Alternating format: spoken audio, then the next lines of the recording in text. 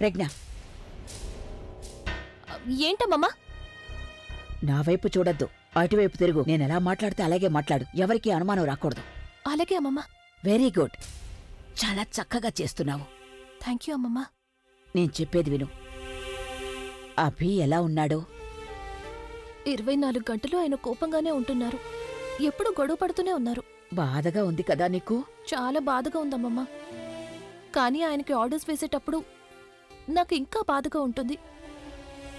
ఎప్పుడు గొడవ పడుతూ ఉంటారు, కోప్పడుతూ ఉంటారు. ఒకవేళ ఏది దొరకలేదంటే చిన్న పిల్లళ్ళ మొహం పెట్టుకుని వెళ్ళిపోతారు. చూడమ్మా, తను చేసేదాన్ని తన్ని చేయనివ్వు.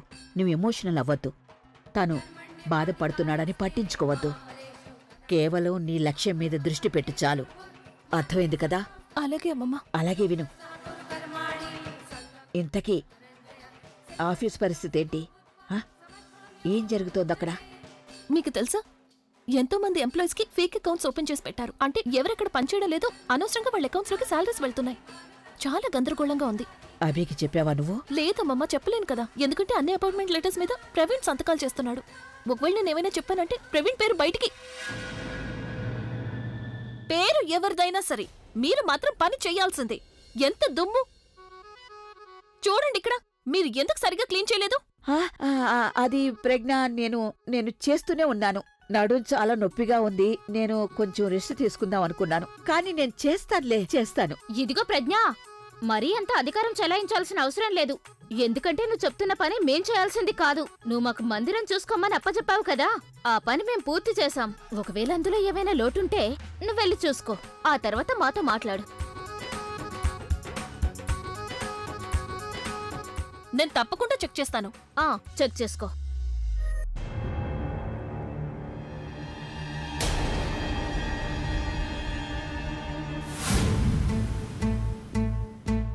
నువ్వెవరు? I'm Pavani, Abhi's assistant. Now you tell me, where are you going? నేను లోపలికి నా గదిలోకి వెళ్తున్నాను. For that you need an appointment. And time చెప్తారు, ఆ తర్వాత నువ్వు ఆయన కలవాలి. ఇప్పుడు అభి నీ తిక్క కుదిర్చాడు. నువ్వొక్కదానివి తెలివైన దానివి అనుకున్నావు కదా, ఇప్పుడు నీకు పడింది కదా సరైన దెబ్బ. ఏందో మనం మన పని చేసుకుందాం. మందిరం దగ్గరికి వెళదాం పదా. అనవసరంగా తను మరొకరి మీద కోపం మన మీద చూపిస్తుంది. ఆ తర్వాత నాకు ఒళ్ళంతా పట్టేస్తుంది. ఇక పద వెళదాం. పదక్క వెళ్దాం. ఇది నా ఇల్లు. నేను నా గదిలోకి వెళ్ళడానికి నాకు ఎవరి పర్మిషను అవసరం లేదు. నేను చెప్పాను కదా నువ్వు లోపలికి వెళ్ళకూడదని.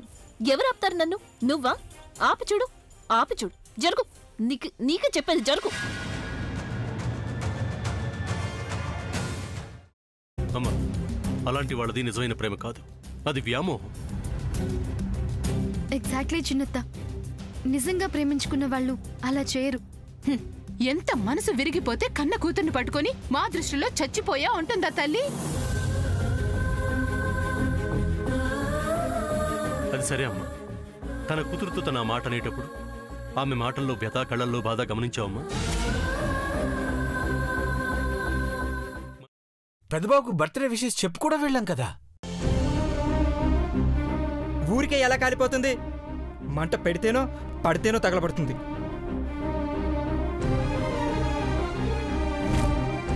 కరెక్ట్ చిన్నబాబు, నీకొచ్చినట్టే నాకు డౌట్ వచ్చింది.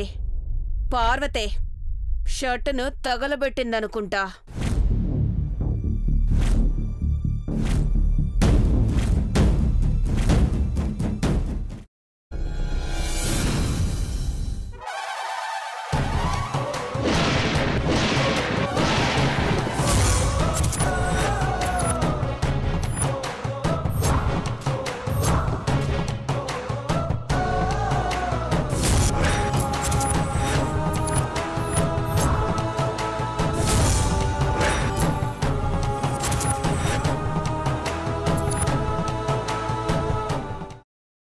తర్వాత పొట్టు తీసేసి చాప్ చేసి పక్కన పెట్టుకోవాలి.